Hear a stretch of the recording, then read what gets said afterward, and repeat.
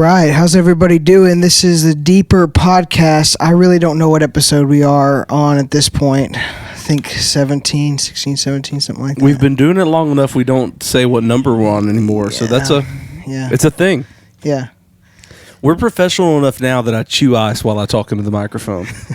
And I don't care, you know? Yeah, it's going to be a nice ASMR sound. So for, like the 5 or 6 people who watch this thing, I apologize. So yeah. So you'll notice Bryce isn't here. Producer Caleb back in the seat, hosting this thing, trying to grab the wheel, trying to make it go. Still work in progress. I'm a beginner. How many shows have you done with us now? I think this would be the third or fourth, yeah. Yeah. So only been in the seat a few times. The first one was okay. The second one was the one I picked on you because there were a lot of, what was your word? Yeah. It was like 20 minutes. It was basically me preaching my sermon again and Caleb going like every few minutes. And I'd try to like give you an opportunity to step into it and you'd be like, yeah. I'd be like, I guess I got to keep going. But what I will tell you, bro, last week we developed some podcast chemistry. We did. Absolutely crushed it for a few minutes, and then the rest of it was kind of subpar. No, I'm kidding. We do miss Bryce, though. Bryce was here at church yesterday, but left for a mission trip last week, and then was here yesterday. We got to see him a little bit, and then left for vacation this week, which if you've ever needed a vacation, it's right after, the week of being in Mission Arlington, out in the hot sun doing stuff. So to avoid that, to get out of the hot sun, he's going to the beach. Yeah, Florida. Doesn't exactly make sense, does it? It's like, I want to get out of the heat, so why don't I go to the heat? He should have gone to like Alaska or something like that. Yeah. Probably a little more expensive. Cost prohibitive, possibly. Yeah, for sure. We are ministers on minister salary, so that Alaska trip's like your 50th anniversary kind of vibes. Yeah, plus he's a fisherman. He's looking forward to He's a fisherman, man. He's going to go offshore. So reel in, catch me marlin kind of vibes, That this is a video podcast too. The audio portion doesn't see that. I just gave a little reel. Just a little set the hook and reel that bad boy in. We hardly ever acknowledge the audio podcast. That is true, format. But honestly, I think there are quite a few audio listeners. Probably so. For me, if I ever go back and listen to it to make sure we weren't terrible, I do the audio. I don't want to watch myself. Yeah, I'd have to do it while I'm driving, so just the audio version. My kids, big fans of the video podcast. They have like a Kindle and can get on. They get to see Dad. So they like to like Google my name and watch the Deeper podcast. And what's funny is they don't listen to the sermon about half the time. But this one may not be the podcast I want them checking out. Yeah. Because yesterday, what did we talk about? We talked about sex. Okay. Wow. Did you hear how easily and he just threw that word? It almost like emphasized it. Like if this is in a transcript, that was in bold. You just like... No, we did. Caleb, I'll just tell y'all, since last week, Caleb has been nervous about this day. He's pretty nervous. Because he's been afraid I was going to put him on the spot and ask awkward questions. And here's what I want to say. How dare you, sir? Would I ever be the type of guy who would put you in awkward, unsettling situations? No, we're not going to do that today. I said it yesterday. That it is important to, we're not going to be crass for the sake of being crass. We're not just going to, be awkward to be awkward. But we did have some pretty intense conversations yesterday from the biblical text. Jesus talked about adultery and then he talked about divorce. Very complicated issues in our culture. And the fact of the matter is, even if you just go divorce, and we'll go back to talking about lust in a second, but with divorce, statistically, the numbers inside the church and outside the church are the same now. It's the majority, even a little over 50% of people have experienced divorce. And what we were talking about this morning with the ladies in the office, they said even though only 50% of people have been divorced, almost 100% of the people in the room have been affected by divorce. Yeah. Even if they aren't divorced, they have siblings or parents or have gone through and been have experienced the difficulty that comes with that. So, anytime you're talking about things like that where you just know it's hitting people where they live, it's complicated. Yeah. Yeah, and just nowadays, even the definition of marriage and and I feel like it's taken more lightly than it has Yeah. been in the past, and so. Well, and anytime you talk about something like this, it's interesting. A lot of people, and you even earlier, and I really received that and appreciate the heart behind people who said, "Man, we're really thankful for a pastor who will talk about these things. People don't talk about these things," and I kind of want to address that real quick. Kind of zooming out a little bit, not talking about divorce and sex and adultery, but to talk about the value of expository preaching. Yeah. The method we do here at Central, by and large, there are days where we, in fact, here in a couple weeks, we're going to take a break for 5 or 6 weeks, and we'll probably be going passage to passage. But generally speaking, most of the time, the vast majority of the time here on the pulpit on Sunday mornings, we are working our way systematically through a chunk of Scripture, whether it be a book of the Bible or a section of a book like we are right now. One of the reasons we believe in expository preaching is because it causes you to come against issues like this where normally we wouldn't choose to talk about them. Yeah. So it's not like I was sitting in my office last week and was like, you know what? We need a good sex message. Yeah. We need a good divorce, sexual immorality, adultery, lust. That's what I want to talk about this week. No, it's a difficult thing, and really for the last several weeks, as I've been looking forward in the text to where we were going to be, there's been a little bit of anxiety. Yeah. I've been thinking about it, and kind of having to work hard, pray, seek the Lord, do some prep, study on it.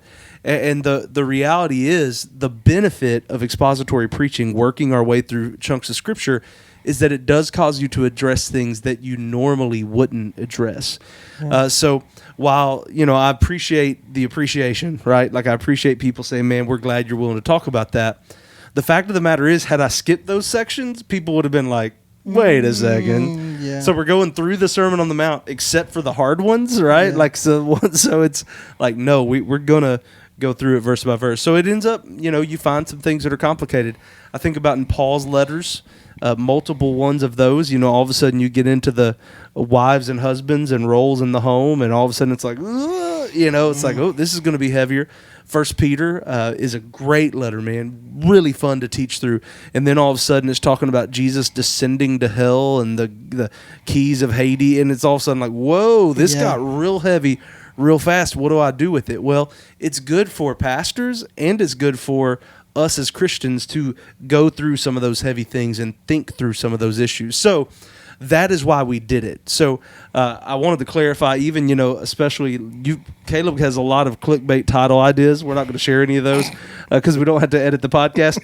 But even just adultery and divorce, or, whatever, awkward conversations with Jesus, whatever we title this, probably this may get more clicks than some of our other videos. Yeah. And I want people to know that I'm not the pastor, and we're not the church who's like, what's the most hot topic, crazy issue we could bring up right now?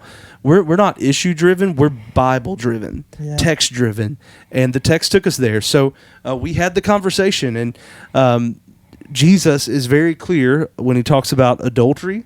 Same rhythm that he had last week, right? So last week it was murder. You've heard, don't murder. That was the 6th commandment. He said, but I say to you, if you're angry at someone, you've committed murder in your heart. Well, in the same way, Jesus says, the 7th commandment, you've heard, don't commit adultery. Yeah. But if you've looked at someone with lust, you've committed adultery. Yeah. That's shocking. It's crazy. And, kind of the same point I had yesterday in the message, the same moment, which almost is more harsh in a weird way, right? Like, people are almost more personal. Last week I was like, you're all murderers. And it was kind of like, oh, okay. Yesterday felt more awkward when I was like, you're all adulterers. Like, that one, for whatever reason, was heavier. Yeah. And man, they were like, oh, it's just quiet and it's awkward. But man, we said the heart behind this law is the fact that what we tend to do is objectify image bearers. Now, that sounded fancy, but that's not just preacher talk. The Bible says that every single one of you listening or watching are a son or daughter of King Jesus who has been made and created in the very image of God. And every single human being on this planet is worthy of respect and worthy of care because they are made in God's image. And what happens with lust is we take an image bearer that was created for God, by God, for his purposes and his pleasure, and we objectify them and take away, we really strip them of that image of God nature, and we look at them and long for just sexual gratification or whatever other type of gratification that we can get out of them. Yeah. And that's a really, we didn't really drill down on that a long time yesterday, but that will change the way you fight in the battle against lust. Yeah, and just several of these topics, like we talked about last week, just the way that God brings us back to think about His creation, to really think about Him and have more respect for His creation. Yeah, it just should change our minds, should change our hearts, almost make us sickened at the things that we've had in the past. And certainly. Things like that, so. No, I think about being a young adult, being a guy in my right out of college days. Yeah. The ways we would talk about the girls that we saw and interacted with, the way we talk amongst each other, just judging them based on their looks and all kinds of those kind of things.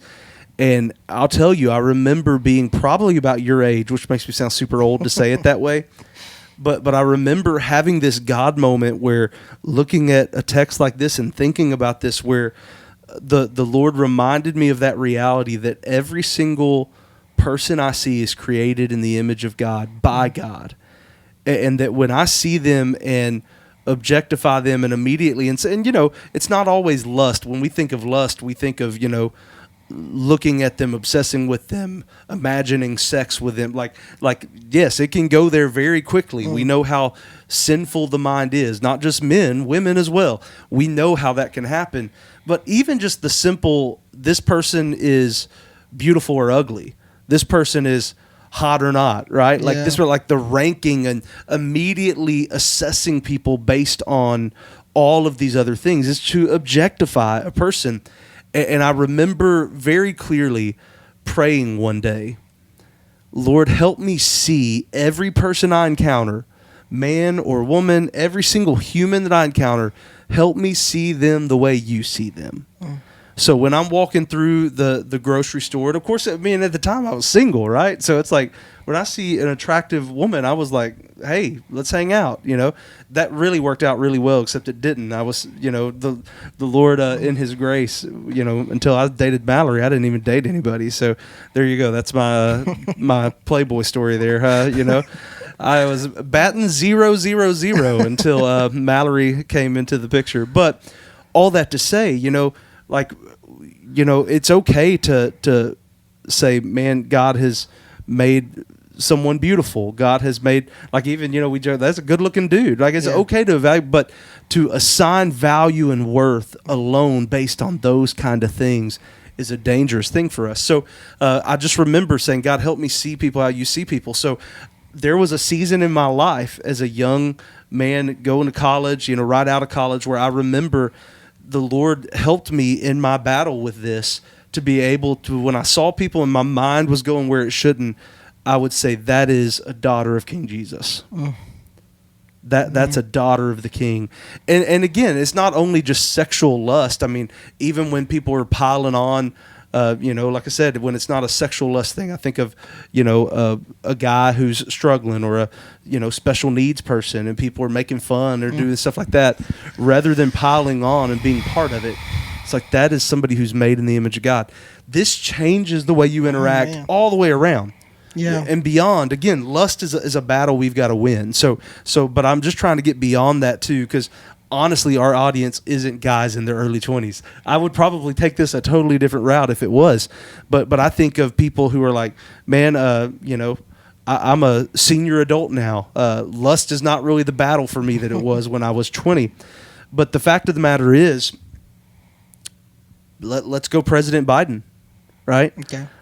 Or a political enemy. So for you, maybe that's Trump or maybe that's Biden, right? Yeah. It's easy to look at opposition and have disdain toward them and frustration for them, and sometimes even anger lust, right? Like, lust is an interesting word because clearly it's in the context of sexual immorality. But have you ever had anger lust? Yeah. Like, I remember these junior high boys vandalized our church bus when I was in Dallas. And I remember catching myself. I was so mad about it. You know, our church was broke at the time, struggling, and they vandalized our bus. And these are kids that we were trying to reach, trying to help. They vandalized our bus. And I remember catching myself in a moment, like literally fantasizing about what if I'd have driven up while they were doing it and just beat the snot out of these kids. So there I am, like 22 at the time, and I'm like, it would have felt good to punch that 14-year-old in the face, you know? It's like, whoa, easy, man. It's like the Lord in his grace in that moment was like, what you doing, man? Yeah. And it's like, this is kind of a lust in a different way, but it's this idea that, again, these little image bearers, I want to be God. I want to enact justice upon those people. Yeah. I want to have my way with them in the same way that, like with sexual lust, it's like I want to fulfill my desires and my plans. So when we lust, in a weird way, what we're doing is putting ourselves in the position of God and saying that all of this creation out there is for me and my pleasure and my benefit, instead of saying, no, I am an image bearer walking around with all of these other image bearers, and I need to act accordingly because we have a God who is on his throne and who sees us and knows us. Yeah. This idea, man, this should change our hearts, change, you know, and it could change everybody's hearts towards this. Even just when we think about ourselves, you know, and the image that God has made us in. Certainly, you have value intrinsically because you are made in the image of God. So treat ourselves that way, that we do have value, you know. So yeah, that's a special thing to think about. And I haven't thought about that. Yeah. Like even lust, even some of our objectifying of men or women is based off the fact that we're pretty hard on ourselves too and objectify ourselves. So there's some truth to that too. Yeah. So really good. Yeah. So I do want to get practical though when it comes to this idea of avoiding the sexual immorality in our culture. So, you know, yesterday, famously now, the first responders thing, y'all made fun of me yesterday. I was just talking about how every TV show is really based around sex. Almost all of them have a thread of who's sleeping with who, and it's all the network TV shows. And you know, right now, for whatever reason, there's a bunch of first responder type, right? I don't have cable. I don't really see a lot of that. Well, I'm not talking about cable. This is like NBC, ABC, CBS. So it's like, you know, Chicago PD, Chicago Med, Chicago Fire, Chicago, you know, and it's like there's all this, just like CSI. Remember, there all of a sudden, like, you know, 75 cities had CSI, and so they've done the same thing. But it doesn't matter what the shows are. By and large, most of them revolve around who's sleeping with who at the time. So I was just, you know, kind of went on a little rant there, and you know, as rants will do, I got to a point where I was like, this is kind of sounding weird, but you get my point. But the question is, and what I want our listeners and viewers to think about is, what parameters do you have in your life when it comes to sexual content that you let into your life? And I don't think people talk about it much because it's almost like don't address it because we realize it's so prevalent. But I know my standards for what I watch today have changed so dramatically from what they were. Yeah. Like, it's easy to, we will basically, for us, if we're interested, I don't know why interested was a speed bump word.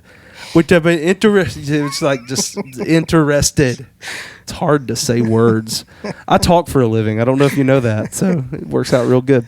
So if we want to watch a film, see, I've called it a film now. I'm kind of snobby. If we want to watch a movie, we look for, if it says nudity, we're out. Yeah. But can I tell you, if I'm being real with you, if it says sexual content, not even a speed bump for us anymore. It was harder for me to say interested than it is for me to watch a movie with sexual content. It doesn't even faze us. We don't think about it that much anymore because we're like, oh, good, no nudity.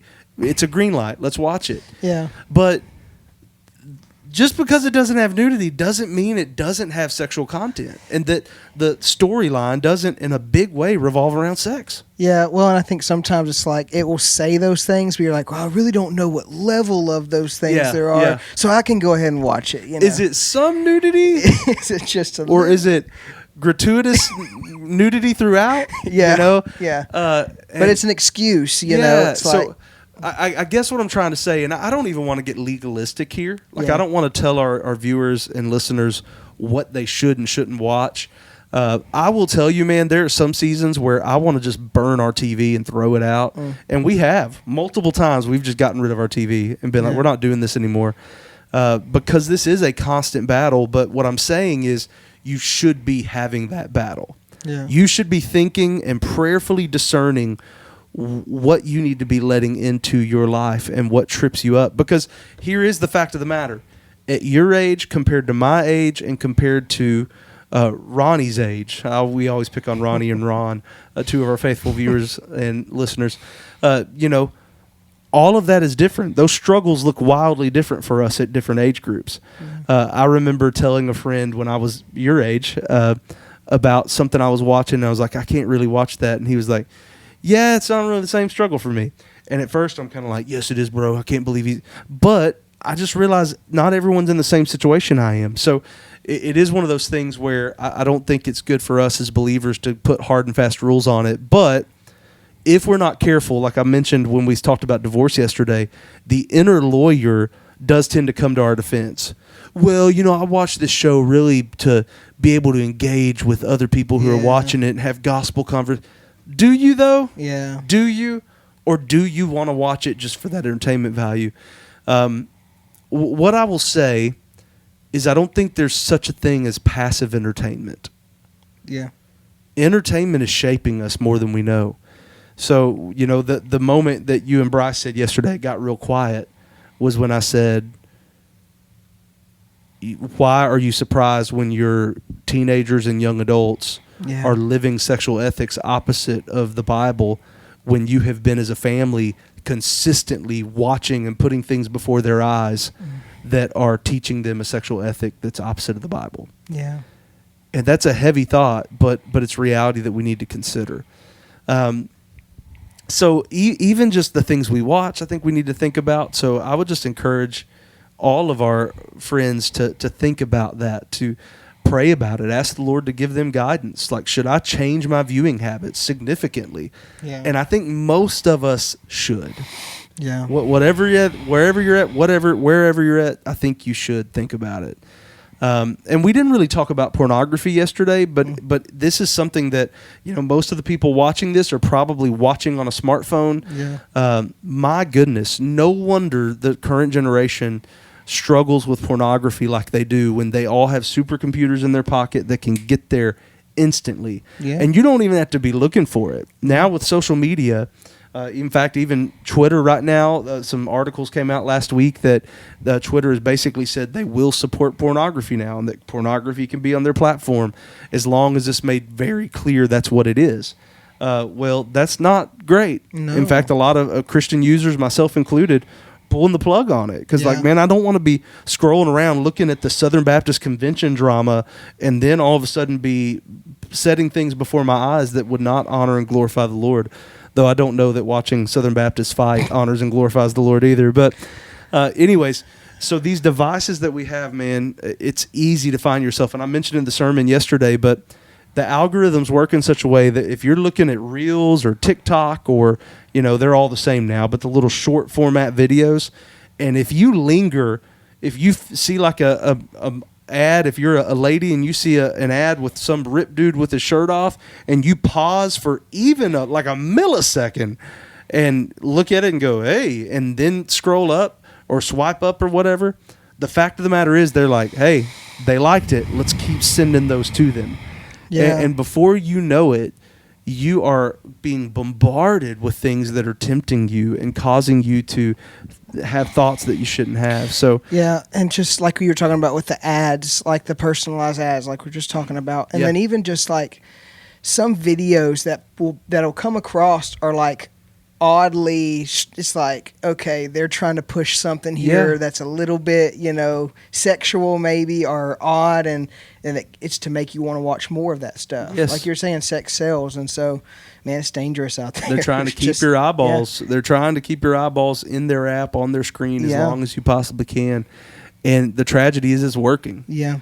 So man, you need to be mindful of that too. What are you taking into your heart? There's this epic passage in Psalm 103. I should have made some show notes and written this down. I'm pretty sure this is where it's at. Actually, I think it's 101:3. Yeah, it is. Wow, I found it. Bible drills. Here's what Psalm 101:3 says. I will not let anything worthless guide me. And I love the way the ESV says it. Here's what the ESV says. I will not set anything worthless before my eyes. Mm-hmm. So I'm not going to put anything worthless in front of my vision, because here's what, and then I love the way the CSB translates it here. I won't let it guide me. The things you set before your eyes are the things that end up guiding you. So we need to be very careful about what we're taking into our lives. Yeah. So, yeah, man, I just hope that our friends will listen and consider that and continue to let yesterday's message settle into their hearts. Yeah. I did want to mention divorce. That was it's kind of interesting. This podcast is probably similarly to the sermon, where I talked mainly about sexual immorality and that, but then perhaps the biggest thing that hit people the most was the conversation we had about divorce. And what we said is that divorce is always outside of the will of God. And we talked about that. I'll let people go listen to the sermon if they want to. It was not exhaustive. I didn't answer all of your questions about divorce. It's a heavy thing, and there's so many things. I even had someone after service say, well, what if your husband's abusing you or your wife's abusing you? And I explained to them that, to me, that would be under the exception of abandonment, that they, you know, the Bible would not advocate for you to stay in an abusive relationship. So please don't mishear anything I said yesterday. But what I would, there's a phone ringing, they probably won't hear that. So I've acknowledged it, though. You guys are more important than that phone right now. That's what I'm trying to tell you. But what I will say is that I wanted to remind people of the grace, love, and redemption of Jesus. Absolutely. That is possible for you, regardless of what situation you find yourself in. So I wanted just to say again, because there's so many specifics. I said it yesterday, and I actually had 2 or 3 good conversations, but I wanted people to be, able to email me if they have specific things. Man, come drink a cup of coffee. You think the podcast is fun? Imagine, a live Q&A with me. You think this is a mess? Wait till you're just sitting in here drinking a cup of coffee with me. It gets wild. But, man, I would love to talk with you further and visit about that. That is something that I want to do as your pastor, because it is difficult. It is hard. But what I want to say most of all is that God is in the business of taking brokenness, even when we are the ones who made the brokenness, and redeeming and restoring. And I believe that he wants to do that. And when we have a healthy sexual ethic, it does lead to healthy, strong marriages that really change the way our world operates. Yeah. We can change Buna, Texas by having strong, healthy families living out a Christian sexual ethic. We literally could change this community by starting there. Absolutely. Yeah, that was just my favorite part yesterday when you had circled it all back to God using brokenness, Yeah. Just kind of, gave me chills when I heard that. And so yeah, it was really good. Yeah, thanks, man. Well, I hope this podcast has been good. Heavy sermon, heavy podcast, really. This was there's a lot going on, a lot of things to process and think about. Next week, we will be talking about telling the truth. Yeah. You bunch of liars. Here we go. I mean, you've been murderers, adulterers, and I told the ladies of the office this morning, as heavy as it was last week, this will feel less heavy. But remember, every one of these sections is really part of the bigger picture where Jesus is trying to show us you can't do this, but Jesus did it. So the goal of this, so if you listen to yesterday's message and you feel guilt and shame and, man, it's weighing on you, can I tell you, God's word was doing that on purpose so that you will be run to the cross. Yeah. You Repent. will be pushed to Jesus, your only source of help, and the one who has perfectly fulfilled the law so that we can perfectly walk with a perfect Savior. So, it's been good, and we got a few more weeks of these hard conversations. Probably not as awkward as yesterday's was, but there will still be some hard confrontational conversations for us. But I think God's going to bless it, and it's been fun. Yeah. Don't forget about game night this Wednesday. Night? Yeah, hopefully if you listen to this before Wednesday, June 12th, it is game night. We're going to play some board games. Caleb loves board games. Love them, man. Big fan of Cones of Dunshire. That's kind of his... No. He's also made up a couple of his own games. He's really into it. So None of those things you said were true, but you are a nerd, though. maybe so. He But didn't so are deny it. you. He did. Well, I'm a nerd, but for just different things. Yeah. So I'm not a nerd for board games. In fact, I've not been a board game dude. Y'all are trying to convert me, but it hadn't happened yet. We have not played board games together a single time. I have not been invited to y'all's small group where you play board games. Since you've been pastor, we've probably had one or two of those. Well, here's what I know. Reed Hawthorne and Bryce and their better halves are, and you, that is a very exclusive group. It's a very exclusive club. I get it. You probably all get together and talk about your bosses. And actually, I was Reed's boss at one time. So it's like a therapy group. Is it a survivors group? Do y'all call it the Pastor Rusty Survivors Group? No. No. I promise we don't. I promise. We do not. All right. Well, hey, on that note, come to game night. And thank you for watching the Deeper Podcast. We'll be back next week. And that's the truth. Love you guys. Love y'all.